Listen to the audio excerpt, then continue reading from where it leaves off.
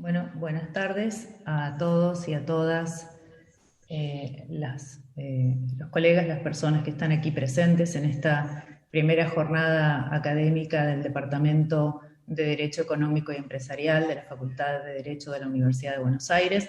Justamente hoy comienzan las clases y en la misma fecha de comienzo de las clases también inauguramos nosotros el ciclo académico con la primera jornada del departamento, que será sucedida por otras, seguramente a lo largo de todo el año, como lo hicimos durante los años pasados.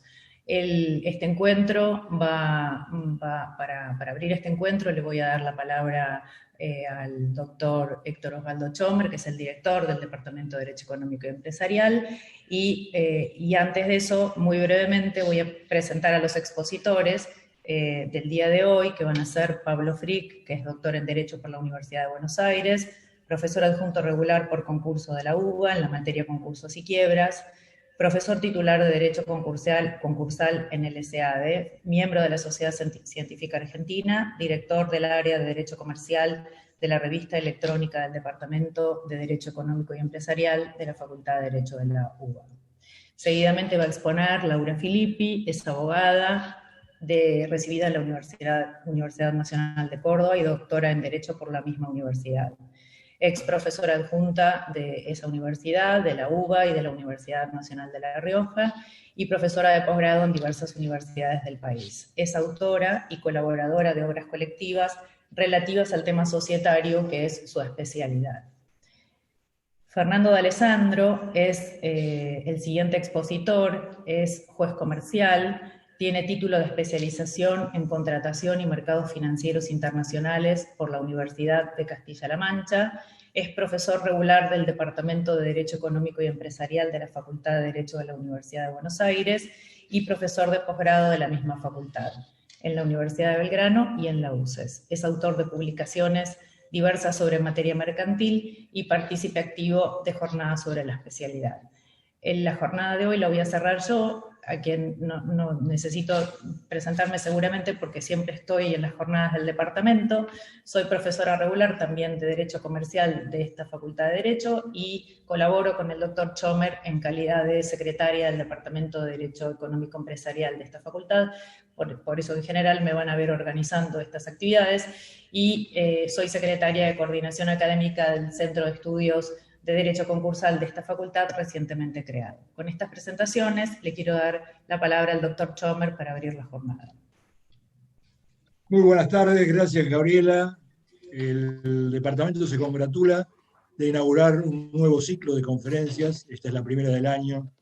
Hemos transitado un año 2020 muy difícil, con novedades como el Zoom, reemplazando la presencialidad, y hemos realizado diversas actividades muy interesantes todas.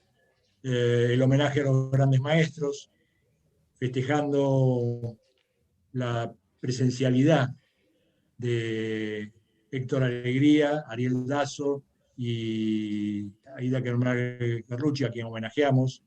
Hemos organizado diversas conferencias con los profesores del departamento, hemos convocado profesores extranjeros, hemos realizado conversatorios con Ariel Dazo y Hugo Richard. Hemos realizado infinidad de actividades, todas pensando en ustedes. Hoy comenzamos un nuevo ciclo. Tendremos similares actividades. Esperamos que sean útiles para ustedes. Esperamos convocarlos cada vez que sea necesario para que nos acompañen.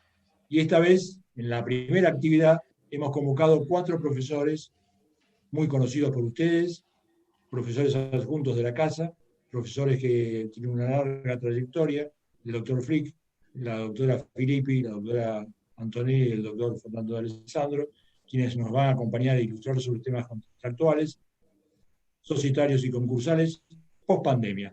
El título lo puse yo pensando que si no ha terminado, por lo menos ha amainado la pandemia. Tal vez el mejor título hubiera sido 2021 en lugar de pandemia, fin de la pandemia, post pandemia.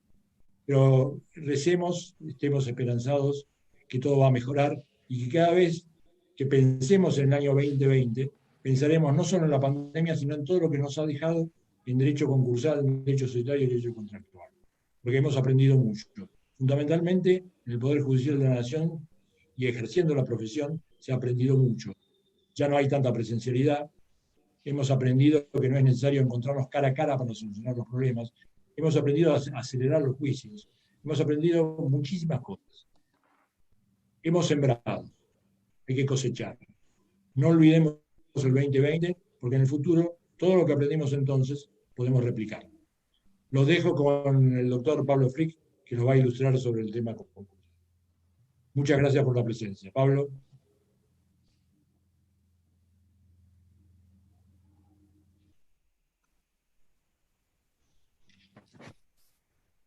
Ahí está, me ven y me escuchan, ¿no?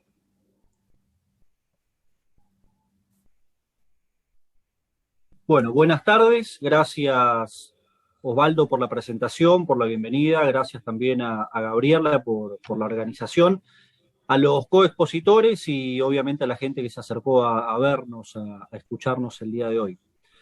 Yo escuchaba recién a Osvaldo que hablaba del título de este evento y hacía alusión a la pospandemia. Y yo me acuerdo hace un par de días cuando coordiné con la doctora Antonelli Michudis cuál iba a ser el título de mi disertación. Yo también le propuse, sin saber que Osvaldo proponía la palabra pospandemia para que integre el título de este evento, que en mi disertación esté la palabra pospandemia. Osvaldo decía recién que probablemente hubiera convenido usar otra palabra porque estábamos en una incipiente pospandemia o quizás no habíamos llegado, pero yo creo que fue un acierto usar la palabra pospandemia en el título de este evento en la Facultad de Derecho. ¿Por qué digo esto? Porque usar la palabra pospandemia para un evento de esta naturaleza, una jornada inaugural en una facultad tan importante como la de Derecho de la UBA, es muy sugerente por un lado y por otra parte nos tiene que interpelar. Digo, usar la palabra pospandemia es sugerente porque creo yo nos obliga a pensar si estamos o no en una pospandemia y nos tiene que interpelar porque el rol que ocupa el abogado, ya sea desde la profesión liberal, desde la judicatura, desde el lugar del asesoramiento, es importante y requiere tener en cuenta lo siguiente. Si hablamos de pospandemia es porque hablamos de una pandemia. ¿Qué es lo que ocasionó, por lo menos en materia contractual, que es lo que me concierne a mí ahora, los conflictos o los desequilibrios o los problemas que existen en materia contractual? ¿La pandemia derivada de la enfermedad o las restricciones del Estado ocasionadas por la pandemia y que fueron tomadas para protegernos de la enfermedad? Porque yo sospecho que en realidad el problema jurídico no es la pandemia, sino las acciones que toma el Estado para protegernos de la pandemia. Entonces, en términos jurídicos, probablemente esté muy bien usar la palabra pospandemia si a lo que nos queremos referir es a que aquellas cuestiones que complicaron los negocios fueron más las vinculadas con la actividad estatal para protegernos que la propia enfermedad. Yo no soy sanitarista, supongo que acá no hay ningún sanitarista que pueda decir estamos en pandemia, estamos en pospandemia, lo peor de la pandemia pasó, pero en términos jurídicos yo creo, y en esto coincido totalmente con Osvaldo, si ya no estamos en pospandemia es muy incipiente y ya podemos empezar a pensar de otra manera la resolución de conflictos. Quiero que me permitan, por favor, una pequeña digresión. Estos días comenzaron no solo las clases en la Facultad de Derecho, sino también en los colegios. Yo veía a chicos, chicas con uniformes, con guardapolvos, y me hizo acordar algún acto escolar allá por principios de los 90, donde tuve que interpretar a un cantante popular de aquella época, que todavía se escucha, y que tenía una canción muy conocida que se llamaba Lo atamo con alambre. Lo atamo con alambre. No la voy a cantar por una cuestión de buen gusto, pero me viene como anillo al dedo para pensar o usarlo como disparador en este sentido. Esa canción tenía como metamensaje o como mensaje subrepticio la idea de que atar con alambre está mal, y yo creo que no siempre está mal. Así como en casa tenemos que arreglar a veces alguna cuestión de una manera muy apurada para buscar la solución definitiva, o cuando se rompe la red de la cancha de tenis y la atamos como se puede para seguir jugando hasta tanto se arregle, en materia jurídica fue justamente eso lo que tuvimos que hacer el año pasado. Atar con alambre aquello que se estaba rompiendo, atar con alambre los desequilibrios contractuales que estaban pasando, para con el tiempo, tanto abogados que ejercen libremente la profesión, como aquellos que de pronto ejercen la judicatura puedan buscar soluciones definitivas. Y yo creo que estamos entrando en ese momento. Entonces, lo que estaba atado con alambre jurídico hace un tiempo, ya lo podemos ir desatando y buscando soluciones definitivas. Yo veía en los diarios hace un par de días atrás que la pobreza en América Latina con motivo del coronavirus es la más alta en los últimos 12 años, llegó al 34%. Entonces la reflexión que puedo sacar, o la primera conclusión que puedo sacar de eso, es que si la pobreza está aumentando, indefectiblemente la materia contractual también está cambiando. Entonces, hay varias preguntas que nos podemos hacer y ya seguro muchos de nosotros nos hicimos. ¿Cómo pago la tarjeta de crédito? ¿Cómo pago el alquiler? ¿Cómo pago a los empleados? ¿Cómo pago los servicios públicos? ¿Qué hago con aquel proveedor con el que ya tengo algún problema de pronto porque no puedo cumplir pese a que tengo voluntad? Bueno, todas estas son cuestiones que hay que resolverlas con lo que tenemos, es decir, con normas o figuras jurídicas clásicas y otras nuevas.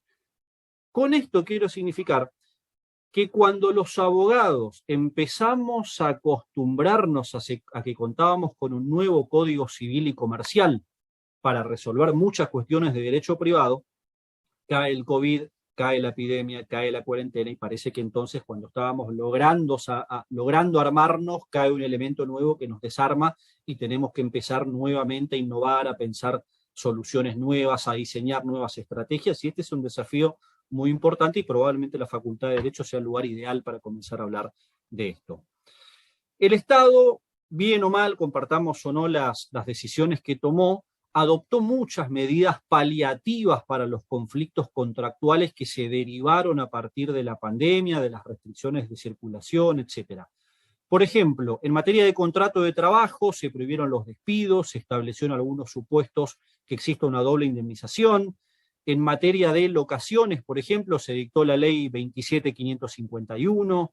En materia de actividad turística se dictó la ley 27.563. O sea que el Estado tomó medidas, en algunos casos generales, pensadas para ciertas actividades, pero obviamente hay muchas otras que quedan no desprotegidas, quedan sin una solución general, pero que pueden ser solucionadas a través de institutos que ya conocemos, de los que voy a hablar un poquito ahora, y también de institutos nuevos que están en este que es relativamente nuevo y al que estábamos ahí acostumbrándonos, y bueno, ahora tenemos que casi reinterpretar.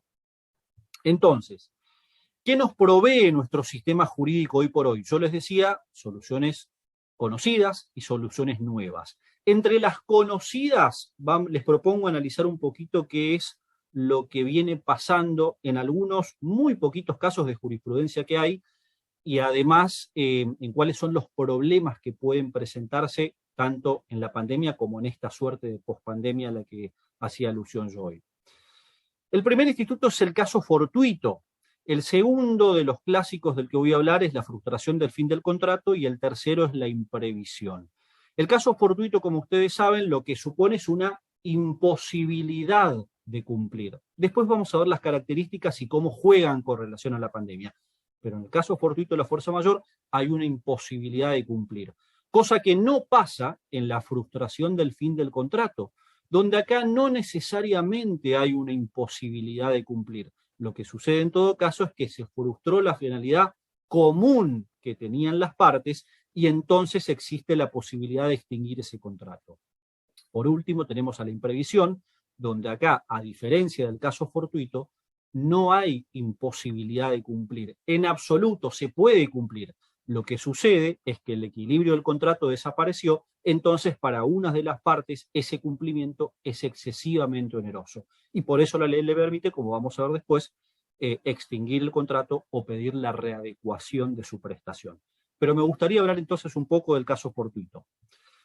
En el caso fortuito lo que se requiere es una imposibilidad sobrevenida de cumplimiento. Si sobreviene esta imposibilidad, como dice el artículo 955 del Código Civil y Comercial, de manera absoluta y objetiva, la parte que no puede cumplir queda eximida de responsabilidad. No obstante, la segunda parte del 955 nos aclara, dice, si la parte que incumple, porque ya no puede cumplir, fue la que incidió o la que ocasionó esa circunstancia que le impide el cumplimiento, bueno, en este caso no queda eximida de responsabilidad. Ya no puede cumplir la prestación, pero debe indemnizar los daños causados. Someramente este es el régimen del caso fortuito, pero hay algunas preguntas que deberíamos hacernos. Por ejemplo, esto que decía yo hoy, ¿qué es lo que puede ocasionar el caso fortuito o la fuerza mayor? ¿La enfermedad que ocasiona una pandemia o en todo caso la actividad que toma el Estado para protegernos? Porque yo, analizando un poquito la cuestión, encontré un caso testigo. En Chile, por ejemplo, el caso fortuito y la fuerza mayor tienen los mismos efectos, pero, como sucedía aquí hasta hace un par de años, son distintos conceptos. El caso fortuito implica un hecho de la naturaleza y la fuerza mayor un hecho humano. De hecho, en nuestra legislación, tanto el caso fortuito como la fuerza mayor pueden provenir del humano, por ejemplo, una guerra, pueden provenir de la naturaleza, por ejemplo, un terremoto, o pueden provenir del propio Estado, por ejemplo, la expropiación de un inmueble que acababa de venderse. En Chile, entonces, lo que se planteó fue, bueno, muy bien, estamos ante un eventual caso fortuito, fuerza mayor por la pandemia, pero ¿qué ocasiona este caso fortuito, esta fuerza mayor y la imposibilidad de cumplir la prestación? La actividad del Estado o la enfermedad. Porque las dos cosas seguramente van a tener una finalización distinta. De hecho, eso también sucede en la Argentina. La epidemia sigue, la pandemia sigue, la enfermedad continúa, pero las restricciones van disminuyendo día a día. Entonces, si las restricciones disminuyen, la posibilidad de cumplir los contratos aumenta y ya es más difícil invocar el caso fortuito o la fuerza mayor. En Chile quizás la diferencia o lo que más complicó las cosas es que la cuarentena obligatoria, las restricciones de circulación, se dieron por comunas a veces en una misma ciudad. O sea que ellos tienen problemas, creo yo, mucho más graves en el sentido de interpretar cuándo el incumplimiento realmente se fundamenta o no en un caso fortuito. Una cuestión entonces que deberíamos preguntarnos es, ¿el caso fortuito puede ser renunciado? ¿Yo puedo renunciar al caso fortuito?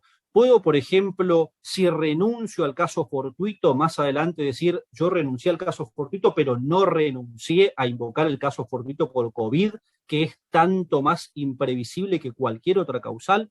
Bueno, acá hay algunos autores que dicen, no puede renunciarse bajo ningún punto de vista al caso fortuito o a la fuerza mayor, porque esto implica renunciar a un evento que no se conoce y no se sabe cuándo va a suceder.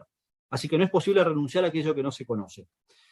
Yo creo que es verdad, pero coincido con otros autores que lo que dicen es, bueno, momento, a lo que sí se puede renunciar es a invocar el caso fortuito en un juicio.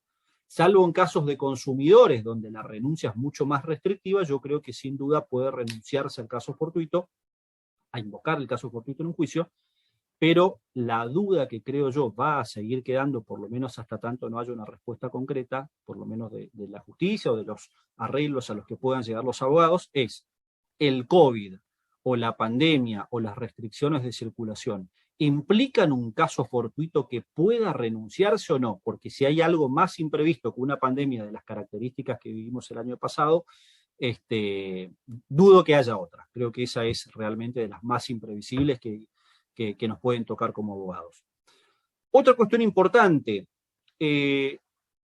si queremos analizar la respuesta a esta pregunta, tendríamos que decir, bueno, ¿qué tan imprevisible fue el COVID? Y, por ejemplo, nosotros en materia contractual, en un contrato de transporte, por ejemplo, podemos decir, bueno, es imprevisible o es previsible, por ejemplo, que nieve en la zona de Cuyo, que nieve en Mendoza. Entonces podemos establecer contractualmente alguna previsión. Lo que es imprevisible, por ejemplo, es que nieve en la provincia de Corrientes, en la provincia de Misiones, y hasta qué punto entonces es renunciable el caso fortuito cuando después el caso fortuito se configura por una causal como esta de la que estamos hablando. Otra cuestión importante también a tener en cuenta es si puede invocarse el caso fortuito de nuestro deudor para oponerlo, si el caso fortuito de una persona que tenía una prestación a nuestro favor es invocable respecto de aquella otra de la que somos deudor. Esto se planteó también en Chile y un poco la solución a la que se llegó, con la que coincido por lo menos yo, es que el caso fortuito, como dice el 955 de nuestro código, implica una causal de exoneración de responsabilidad de la prestación dentro de un contrato determinado. de manera que el caso fortuito no opera como una especie de ticket o de voucher que puede transmitirse, sino que siempre va a implicar demostrar que la prestación dentro de un contrato concreto se vio imposibilitada de cumplir. La segunda cuestión de la que quería hablarles es de... me estaba olvidando de algunos casos en la jurisprudencia porque son interesantes. En Lomas de Zamora, por ejemplo, hubo un caso hace un par de meses donde se suspendió el pago de ciertas cuotas que se adeudaban por un préstamo, donde lo que se dijo es, bueno, el caso fortuito ocasionado por el COVID puede provocar la suspensión del pago de las cuotas. Yo acá creo que la solución puede ser razonable, puede ser justa. El problema es que la sentencia no se hace cargo de que, como decía yo hoy, en el caso fortuito no hay una imposibilidad temporal de cumplir. Lo que hay es una imposibilidad objetiva y comprobada. De manera que también hay que tener en cuenta esto. A veces podemos llegar a soluciones justas desde el punto de vista lógico, pero que no guardan correlato con estas tres figuras clásicas de las que estamos hablando: la frustración del contrato, el caso fortuito y la imprevisión. Luego hubo otro caso también interesante de la Cámara Civil acá de la capital, de la Sala J, donde no se admitió el pedido de una aseguradora que tenía una sentencia en contra que cumplir y pagar en dólares estadounidenses, donde la aseguradora pedía la suspensión y el diferimiento del pago de esas sumas que debía con motivo de la condena. Acá la Cámara, como dije, rechaza la medida, pero el fundamento no estuvo vinculado a esta imposibilidad absoluta del caso fortuito, sino, como se dijo ahí, a que el COVID era un hecho imprevisible, pero no era irresistible, y a que en definitiva, al haber el incumplimiento de una sentencia judicial, no podía invocarse esto del caso fortuito y el COVID. O sea que yo, tanto en el pedido de la aseguradora como en la resolución judicial de la Cámara de Apelaciones Civil y Comercial de Lomas de Zamora, encuentro como denominador común que tanto abogados como jueces por ahí no han terminado en estos casos en particular de tener en claro qué implica el caso fortuito y cómo incide en él el COVID. Porque, repito, cuando estamos hablando de casos fortuitos fuerza mayor, lo que importa es la imposibilidad de cumplir y no nada más la necesidad de diferir un pago. Otra cuestión vinculada con esto que quería comentarles es que, bueno, en algunos países, por ejemplo, en China, el Estado empezó esto el año pasado, a emitir certificados de fuerza mayor a las empresas para que éstas las puedan invocar en el marco del comercio internacional. Y esto también guarda cierta lógica, no solo porque si las empresas lograban probar ante el Estado chino que se encontraban ante una causal de fuerza mayor por el COVID, podían invocarlo en relaciones internacionales, a punto tal que la Cámara de Comercio Internacional sacó un elenco de causales que invocaban fuerza mayor, si mal no recuerdo, en marzo o abril del año pasado, diciendo que la pandemia, la epidemia o el contacto de bacterias podía implicar supuestos de fuerza mayor. Esto en cuanto a la actualidad del caso fortuito y la fuerza mayor y el COVID. Pero como les decía yo, hoy hay otros institutos, como por ejemplo la frustración del fin del contrato, que está regulada en el artículo 1090 del Código Civil y Comercial, donde lo que se exige es que la finalidad común que tuvieron las partes al contratar se extinga por causas sobrevinientes. Acá muchos de nosotros estudiamos en los libros el caso de la coronación de Eduardo VII. No voy a hablar de ese caso, pero era el alquiler del balcón. Ustedes recordarán que al final se suspende la coronación, entonces, bueno, los tribunales de Londres terminan entendiendo que se frustró el fin del contrato y no hubo derecho de resarcimiento entre las partes. Pero lo que muchos no saben es que en esa misma época se planteó el mismo conflicto con relación a una persona que lo que había contratado era un crucero, no un balcón. De manera que acá la Corte de Londres entendió que no había una finalidad común, que era el elemento distintivo de la frustración del fin. ¿Por qué? Porque el que alquilaba el crucero no lo alquiló exclusivamente para eso, sino que lo alquilaba constantemente para todo tipo de paseos, no solo para la coronación de Eduardo VII.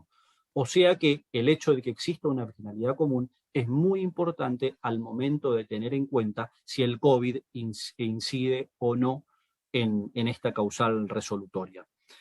Yo pensaba, por ejemplo, en la persona que había alquilado para el año pasado, para vacaciones de julio, una casa en la costa. Bueno, podía invocar la frustración del fin y bueno, habría que ver, porque tenemos que pensar que tiene que haber una finalidad común. No basta con que la finalidad se frustre para mí para invocar la frustración del fin del contrato. La frustración tiene que ser para ambas partes y esto hay que pensarlo a la hora de plantear estos casos en los tribunales o los tribunales cuando tengan que resolver.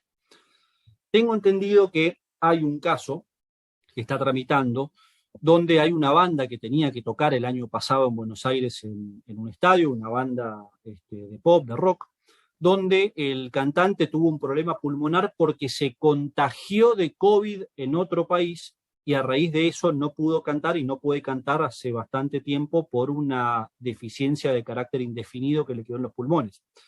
Yo creo que este caso sí podría digamos, encajar de alguna manera en la figura de la frustración del fin.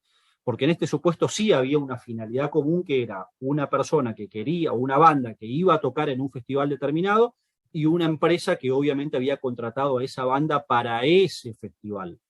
Acá sí, creo yo, podría invocarse esta figura, y obviamente también podrían invocar a aquellos que compraron entradas la frustración del fin, si es que logran demostrar que no es posible reprogramar esto, y que de hecho no se puede si como trascendió esta persona, el cantante de la banda, tiene una afección pulmonar casi indefinida o permanente. El tercer caso, que probablemente para mí es el más interesante y el que más aristas propias de esta época presenta, es la teoría de la imprevisión. El artículo 1091 repite un poco la fórmula, no es exactamente igual, pero repite la fórmula del viejo Código Civil, y a lo que hace alusión, en definitiva, es a la excesiva onerosidad sobreviniente que puede tener una de las partes y que no le impide cumplir el contrato, que en todo caso lo que hace es que su prestación sea excesivamente onerosa y que entonces las condiciones económicas del contrato hayan variado demasiado, al punto tal que denaturalizan las prestaciones. Un ejemplo que por suerte no se dio en la Argentina porque fue uno de los casos donde hubo una respuesta estatal rápida, que insisto, nos puede gustar o no, pero fue rápida, es el de los préstamos bancarios, por ejemplo, a través del índice del UVA, quienes como yo, por ejemplo, se endeudaron en UVA y no pudieron, acá sí me separo un poco de esta situación, porque yo sí pude trabajar, pero algunos que no pudieron trabajar, pensemos en el caso de un peluquero, un odontólogo, que de pronto por las restricciones no pudo trabajar y estaba endeudado en un crédito hipotecario UVA, tranquilamente podría haber invocado la teoría de la imprevisión para demostrar o para persuadir al juez de que se encontraba ante una excesiva onerosidad sobreviniente, porque obviamente al no poder generar ingresos no está en condiciones de pagar un préstamo. No es porque no quiera pagar el préstamo, porque probablemente tenga su consultorio, su peluquería o su casa en ese lugar, pero lo que existe es una imposibilidad temporaria, como dice el propio código en el 1031, una excesiva onerosidad sobreviniente. Acá tenemos que tener en cuenta que en nuestro país hubo muchos casos de imprevisión, pero se dieron especialmente ante dos fenómenos puntuales que son distintos del actual. La teoría de la imprevisión se utilizó, por ejemplo, en materia de hiperinflación y devaluación. Los que tienen mi edad un poquito más recordarán el Rodrigazo, la hiperinflación de fines de los años 80, la tablita de Martínez de Oz de comienzo de los 80, la salida de la convertibilidad de los fines de los 90, principios del 2000. Pero ahí lo que pasaba es que lo que se afectaba era la economía del contrato. Una parte se empobrecía y la otra se enriquecía porque terminaba cobrando, por ejemplo, si hablamos de obligaciones en dólares o digamos, en una moneda extranjera con un precio mucho más alto que la expectativa que tenía. En el caso del COVID, la situación es totalmente diferente porque no se afecta a la economía del contrato. Al que se afecta es a una de las partes y la otra parte no se ve beneficiada en exceso por el cumplimiento de la parte afectada. Repito, cuando se afectaba la economía del contrato, una parte se empobrecía y la otra se enriquecía además.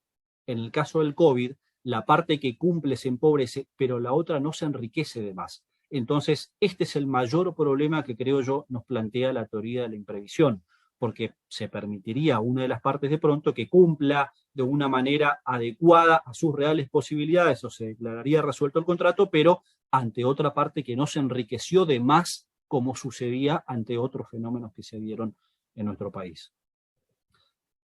Pero también el código, como yo decía hoy, nos da otras herramientas que son un poquito más nuevas que estas tres de las que hablé hasta ahora.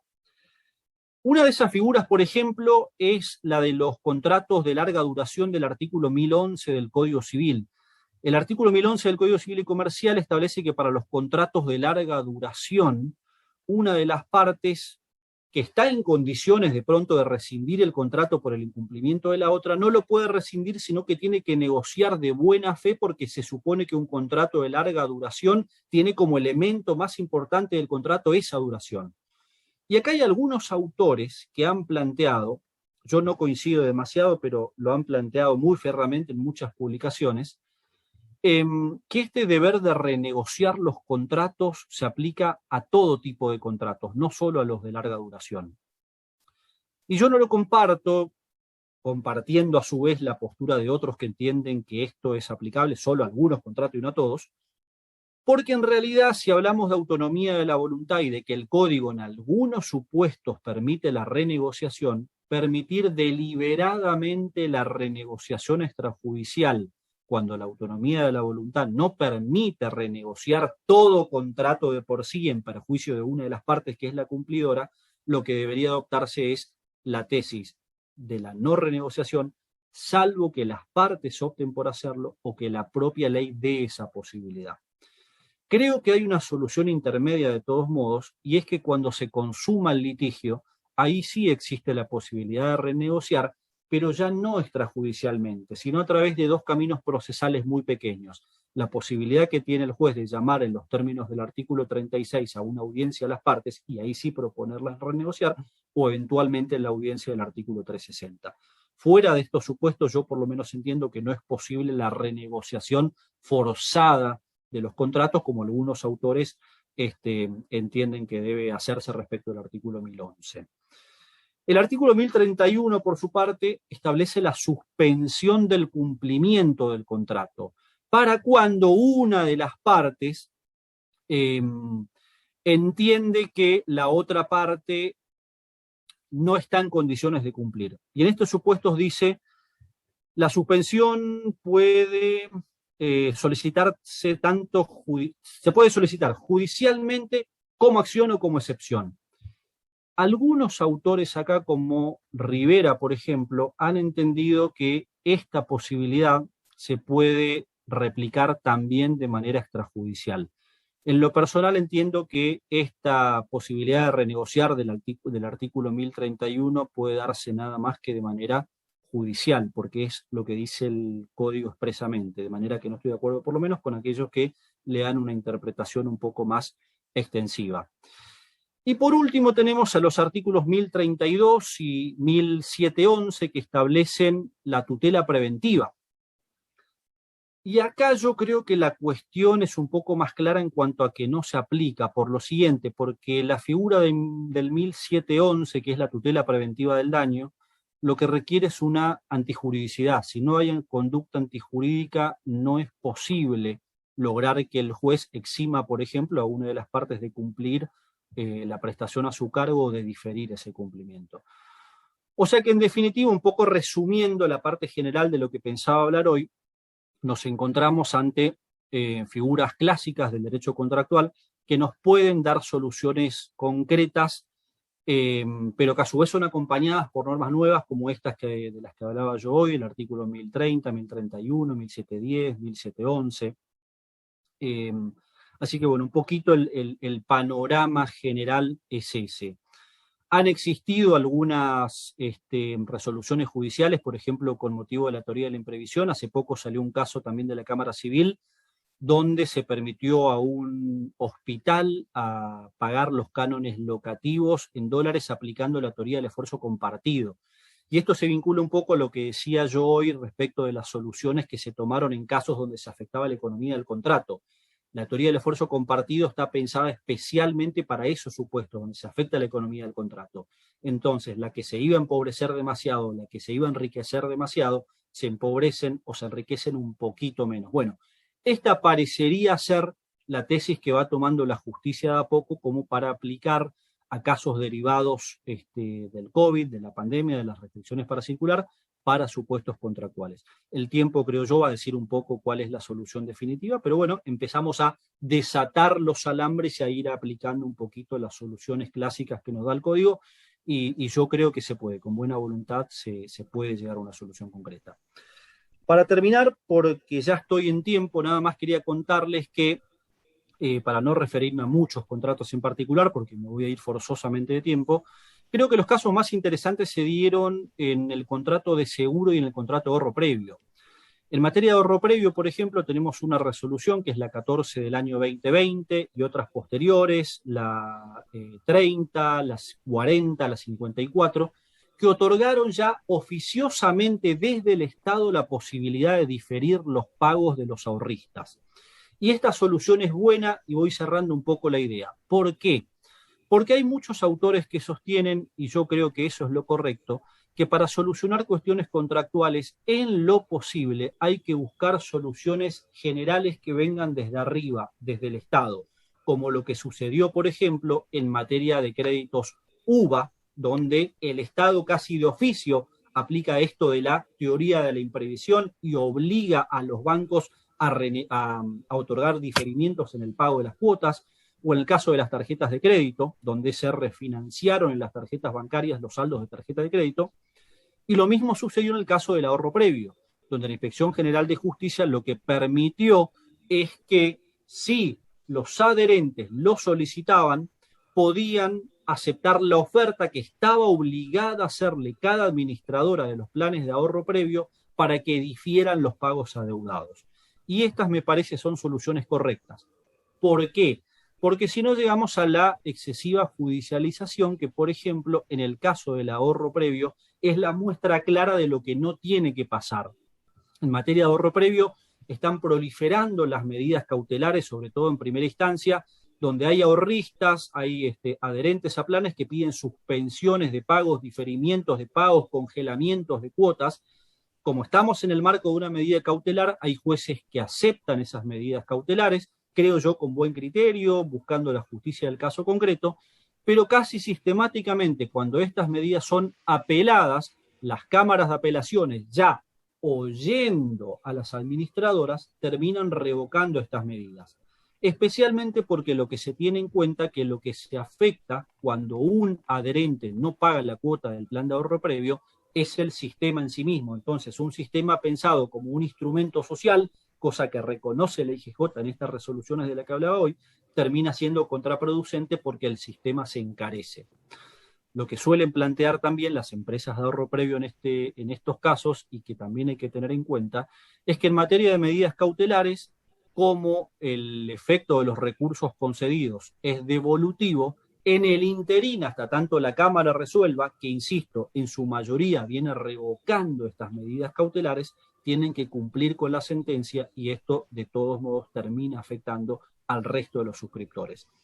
Un poco lo que quiero significar con esto, y ahora sí cierro, es que las medidas o las figuras clásicas que nos da nuestro ordenamiento jurídico sirven para resolver estos problemas, que las nuevas medidas que nos da el código, como las del artículo 1030, 1031, 1711, pueden ayudar, pero no son las más adecuadas, y que en definitiva, de ser posible y para ciertos contratos en particular, por ejemplo, materia de seguros, materia de contratos bancarios, materia de ahorro previo, tiene que existir una regulación general y no decisiones judiciales aisladas, porque esto puede poner en riesgo el sistema.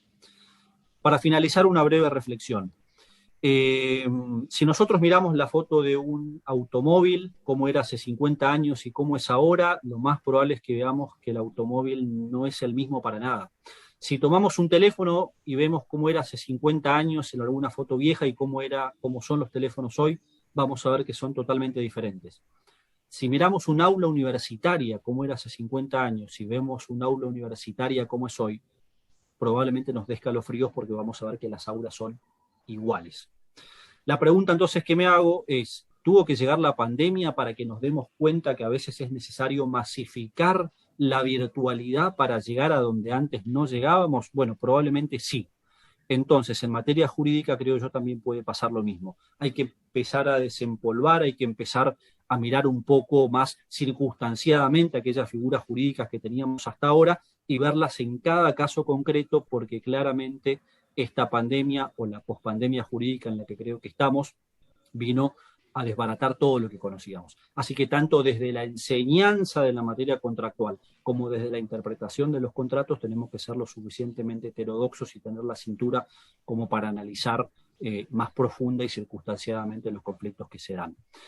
Este es un panorama entonces más o menos general, apretado y apurado que puedo darles de la materia contractual, y los dejo entonces con la doctora Laura Filippi, que les va a hablar de la actualidad, pero ahora desde el ámbito societario. Laura, muchas gracias.